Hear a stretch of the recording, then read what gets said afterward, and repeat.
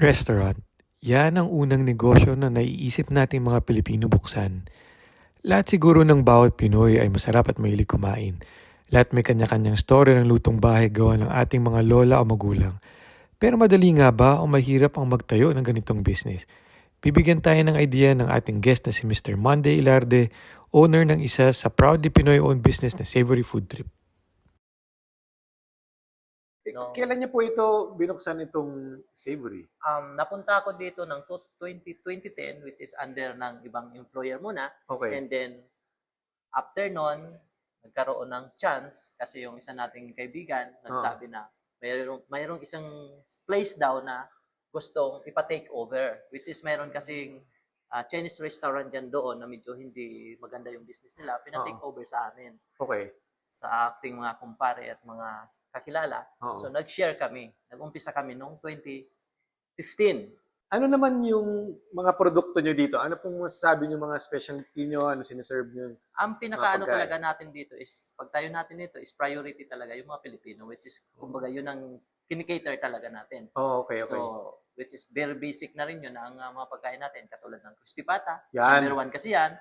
Pork sisig, crispy pork sisig. Yan, favorite. Yan. Oo. So, yun talaga ang pinaka number one seller ng Savory Food Trip Restaurant. Ano po yung masasabi niyo na encounter niyo na parang mga challenge nung nagsisimula kayo, nung binubuksan niyo itong Savory? Malaking challenge, lalong-lalo na nung medyo maliit ang ating pwesto. Okay. Kasi nung first month hanggang first year actually, maganda yung flow ng business natin. So, ang pinaka-challenge doon, dahil nung time na yun, kami-kami lang, parang short of staff pa rin nung time na yun. Ay, ganun. So, nagkakaroon din ng issue na medyo mabagal daw. So, doon namin kailangan ma-improve yun. Yun ang pinaka-challenge Adjust. Oo, Okay, sir. pinaka-challenge na ginawa namin. Okay. Alam mo na, to make the customers happy bago man sila umalis. Oo. Kinaya naman po. Kinaya, Okay naman ang kinaya. ano. Kasi nung nag-umpisa actually, ako yung unang-unang talaga focus. Okay. Lahat ng kasamahan ko, may mga side job pa sila eh. Dumarating lang sila, kumbaga talagang, ando na, kumbaga, bakbakan na eh. Okay. So ako talaga yung unang-unang laging sumasabak sa gira, ika nga. So masasabi niyo kayo talaga yung hands-on Yes. dito sa negosyo. Yeah. Ano? Pero ano naman po ba yung pinaka-gusto niyo? Ano yung masarap sa pakiramdam o ano yung benefits ng meron kayong sariling restaurant, sariling negosyo, sariling business? Di pa natin masasabi na yung oras mo sarili mo, hindi. Kasi mas nadagdagan yung oras. Ganun po. Yun ang pagkakaroon ng mayroon kang sariling negosyo. Okay. Di katulad ng naka-employee ka lang, yung oras mo, yun lang ang susundin mo. Dito Okay. hindi. Yung iba sinasabi, ay ang sarap, kasi nga mayroon ng sariling negosyo, hawak mo na oras mo. Walang boss. Hindi Kaya. po ganun. Baka sa Pilipinas, yes, Oo. pero dito sa Canada, hindi po.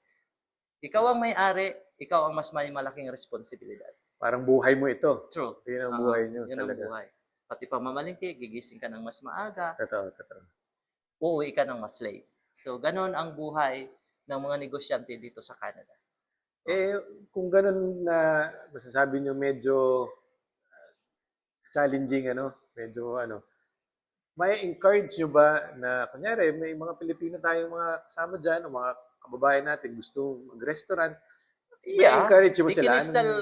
They can still try it kasi nga, wala namang yumayaman daw sa pagiging empleyado. Oh, Yun nga lang, may mga sacrifice tayong gagawin. Okay. Katulad ng sinasabi ko, imbis na 8 hours yung i-duty mo, you have to stay a little bit longer than 8 hours. Okay. In terms naman po dun sa, let's say, yung capital o yung budget para makapagtayo ng ganitong restaurant. Ayan, napakagandang katanungan ho yan. Kapag unang pagbibuild ng restaurant, medyo malaki-laki ho yan, napuhunan. Hindi ho biro.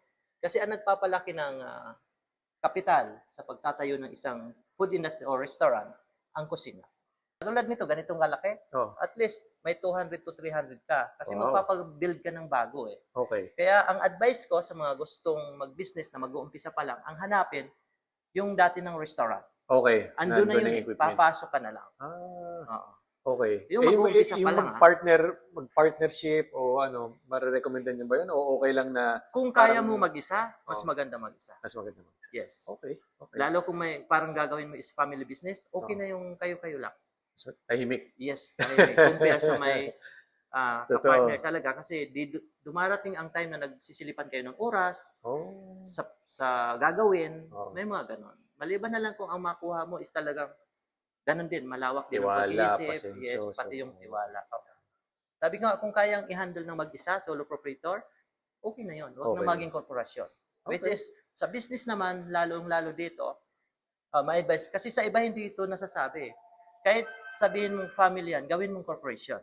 Oh. Kaysa sa solo proprietor. Kasi anything happen, lahat ng ano mo, malugi ka, lahat ng ari-arian mo, kasama, compare doon sa pagiging corporation.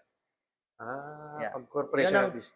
Corporation lang. Oh, yun na. Hindi habulin kung ano meron ka. Tama. Hindi yun Yun ang nasasabi maganda. ng iba. Yun yung may advice ko. At least, yung iba kasi walang alam naman talaga. Ako dito ko na rin naman Yan. nalaman. Kaya So, nga, at maganda. least isi-share ko na yun. Diretsuhan na, wala nang paligoy-ligoy. Kailangan malaman ng ating mga kababayan niya Totoo. sa mga nagbabalak mag-business na.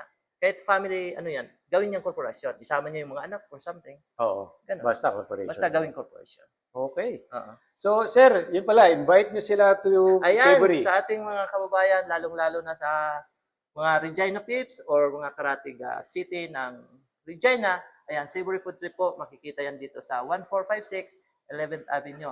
Ang kusina ng bayan na maaasahan ninyo sa lasa at siyempre, lutong may pagmamahal po yan. Yun. Ayan. Maraming salamat, sir. Salamat din at sa oras na pagpunta nyo rito, ha? Okay po. Oo. So, hanggang sa muli. Bye, guys.